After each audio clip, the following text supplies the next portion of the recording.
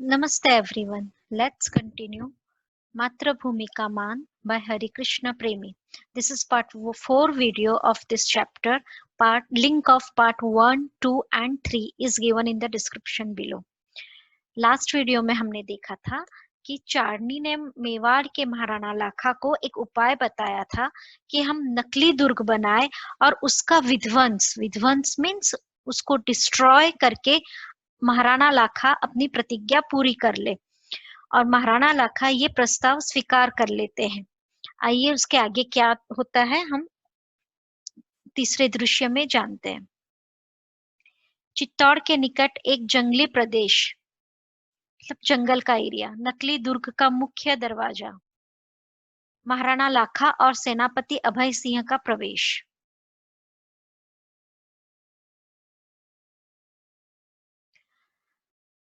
महाराणा लाखा अभय सिंह के साथ एक जंगली एरिया में आते हैं जहाँ पे वे अब देखते हैं कि हम नया दुर्ग कहाँ बनाए। मेवाड़ में ही हूबहू मतलब एग्जैक्टली बूंदी के जैसा दुर्ग कहाँ बनाए।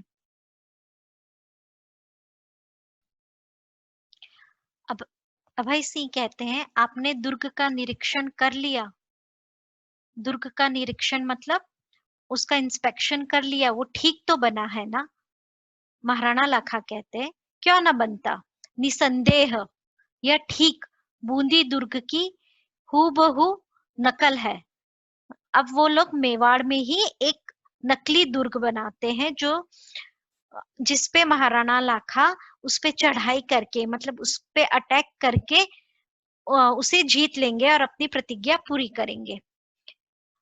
अब इस पर चढ़ाई करने पर इस पर नकली बूंदी दुर्ग पर खेल खेला जाए, मतलब एक नकली है तो लेट्स प्ले कि हम लोग उस पे चढ़ाई करके अटैक करके जीत लेते।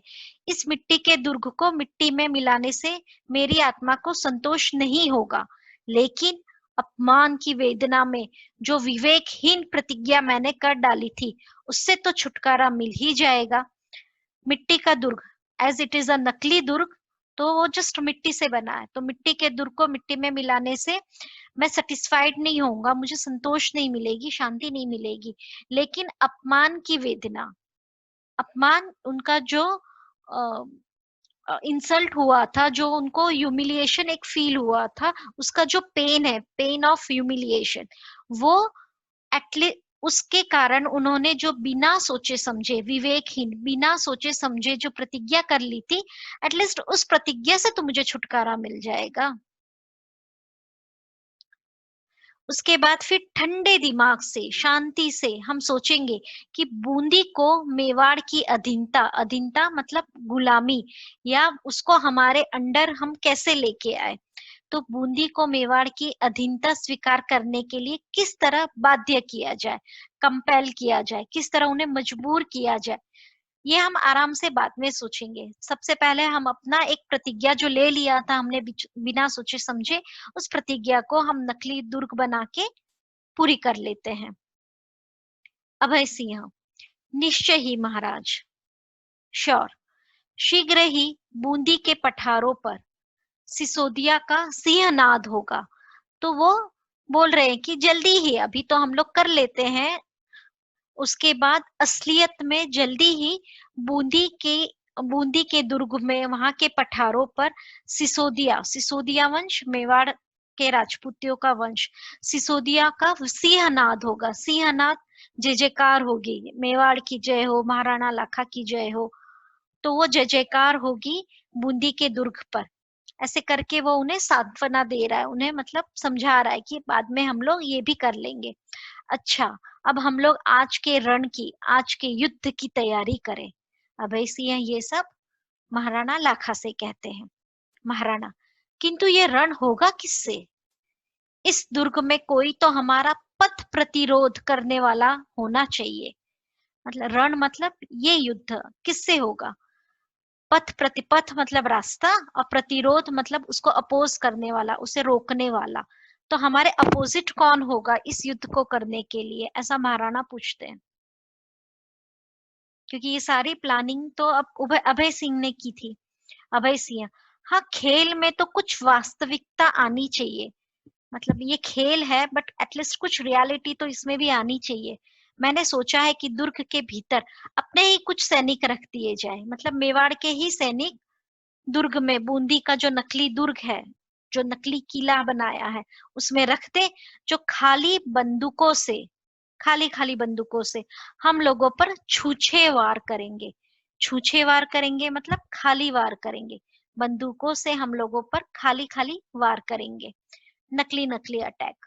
कुछ घंटे ऐसा ही खेल होगा, जैसे बच्चे लोग खेलते हैं वैसा कुछ घंटे ऐसा खेल होगा, और फिर मिट्टी का यह दुर्ग मिट्टी में मिला दिया जाएगा।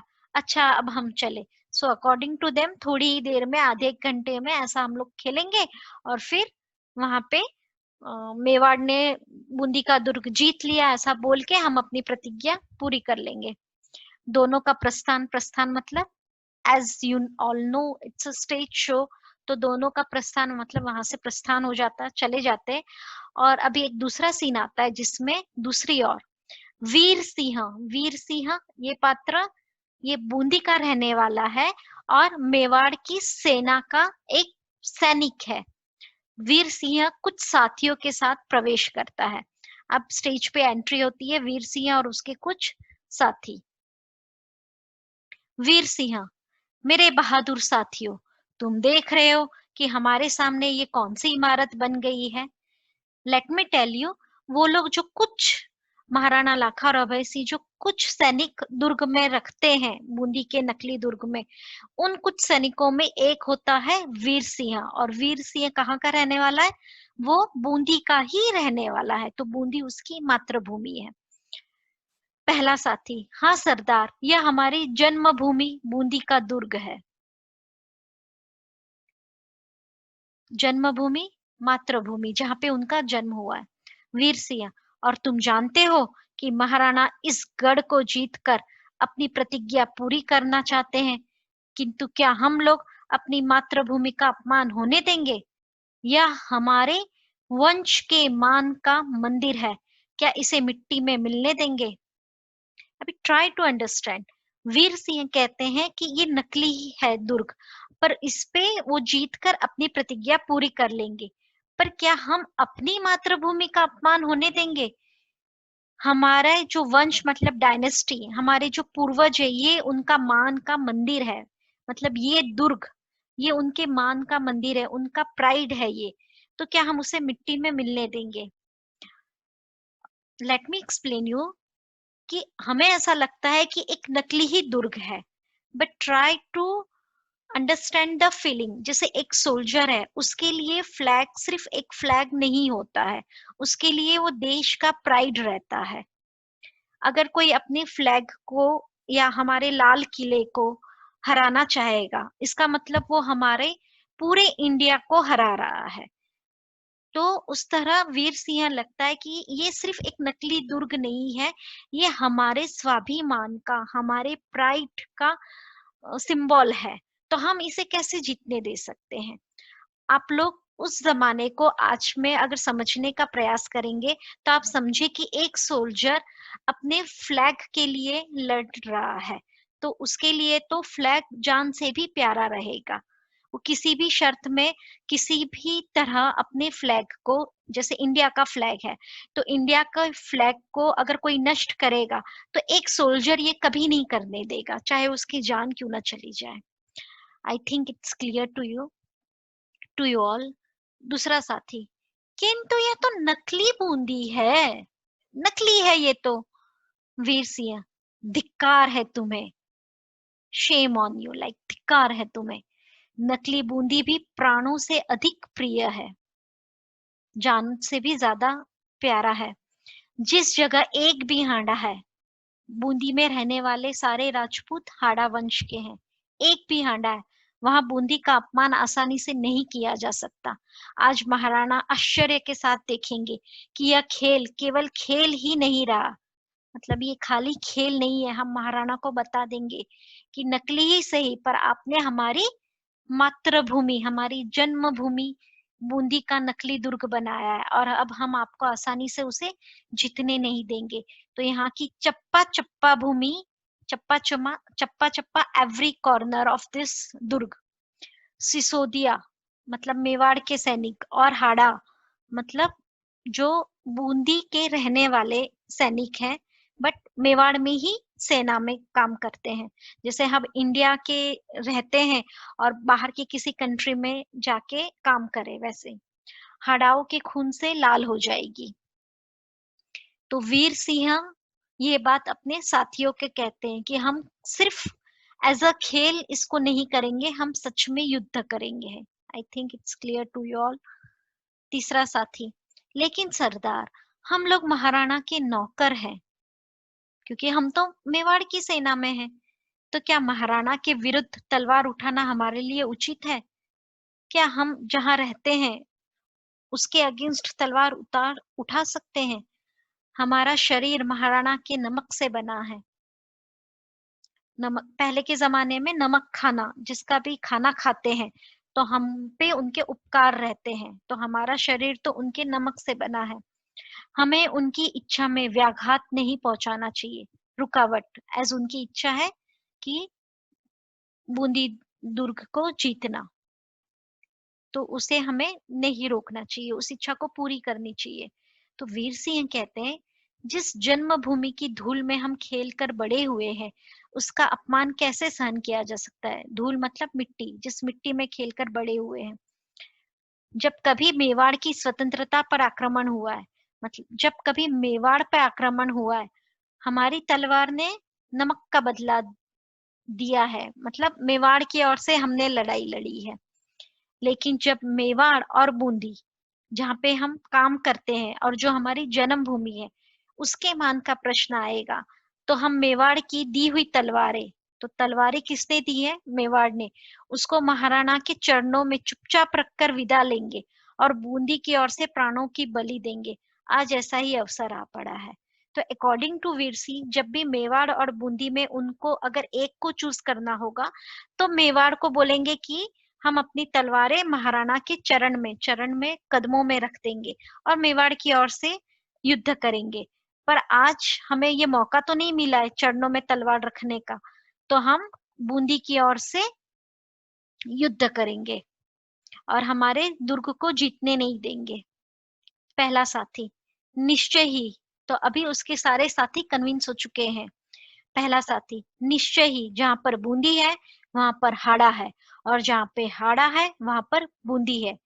मतलब बूंदी का एक भी नागरिक अगर है तो वो अपनी बूंदी के लिए सेना की तरफ से लड़ाई करेगा। एक भी सैनिक है तो यहाँ पे बताया गया है कि बूंदी का हर इंसान, हर नागरिक राजपूत है और वो अपनी बूंदी के लिए प्राण त्याग सकता है। कोई नकली बूंदी का भी अपमान नहीं कर सकता। नकली ही सही, पर नकली बूंदी का भी अपमान नहीं कर सकते। जन्मभूमि हमें प्राणों से भी अधिक प्रिय है। तो यहाँ पे हमें समझ में आता है कि हाड़ा के जो लोग हैं, सारे एक एक नागरिक, एक एक राजपूत, उन्हें मातृभूमि का जो प्रेम है वो उनकी रगों में है। उन्हें जन्मभूमि अपने प्राणों से भी अधिक प्रिय है। तो वीर सिंह, मेरे वीरों, तुम अग्निकुल के अंगारे हो, मतलब अग्नि के पुत्र हो। ये पहले भी ये लाइन आ चुकी है। अपने वंश की आभा, आभा means a kind of aura, उजाला। तो अपने वंश की जो आभा है उसको छीन नहीं होने देंगे, कम नहीं होने देंगे। प्रतिज्ञा करो कि प्राणों के रहते हम इस नकली दुर्ग पर मेवाड़ की राज्य पताका, उस राज्य का जो फ्लैग है, ये तो राष्ट्र के बीच में नहीं हो रहा, नेशन के बीच में नहीं हो रहा, एक एक राज्य के बीच में जो लड़ाई हो रही है, तो हम उस राज्य का फ्लैग नहीं यहाँ पे लहराने देंगे नकली दुर्ग पर। सब लोग हम प्रतिज्ञा करते हैं कि प्राणों के रहते जब तक जिंदा है, इस दुर्ग पर, बूंदी के नकली दुर्ग पर मेवाड़ का ध्वज न फहराने देंगे। मेवाड़ का जो ध्वज है उसे नहीं लहराने देंगे। फहराना, लहराना, ध्वज मतलब फ्लैग। वीर सिंह, मुझे आप लोगों पर अभिमान है, अभिमान है, प्राउड। बूंदी, आप जैसे पुत्रों को, पुत्र, आप जैसे बेटों को, आप जैसे पुत्रों को पाकर फूली नहीं समाती। फूली नहीं समाना, बहुत खुश होना। जिस बूंदी पर ऐसे मान के धनी, अपनी स्वाभिमान है जिनमें बहुत सारा प्राइड है अपने नेशन के लिए, नॉट नेशन, यहाँ पे अपने राज्य के लिए मान के धनी पैदा होते हैं, उस पर संसार आशीर्वाद के साथ फूल बरसा रहा है। चलो हम दुर्ग रक्षा की तैयारी करें। In short, Veer Singh motivate कर रहा है अपने साथियों को ये लड़ाई लड़ने के लिए और अपने प्राणों का बलिदान देने के लिए, क्योंकि उन्हें पता था कि वे थोड़े लोग हैं और मेवाड़ के पास पूरी बड़ी सेना है, और ये जो नकली दुर्ग बना है वो भी मेवाड़ की भूमि पे ही बना है। तो वह अपने साथियों को मोटिवेट कर रहा था और वो लड़ाई लड़ने की तैयारी कर रहे थे। Thank you all for listening. If you like the content, please subscribe the channel. Stay safe, stay healthy. Bye bye.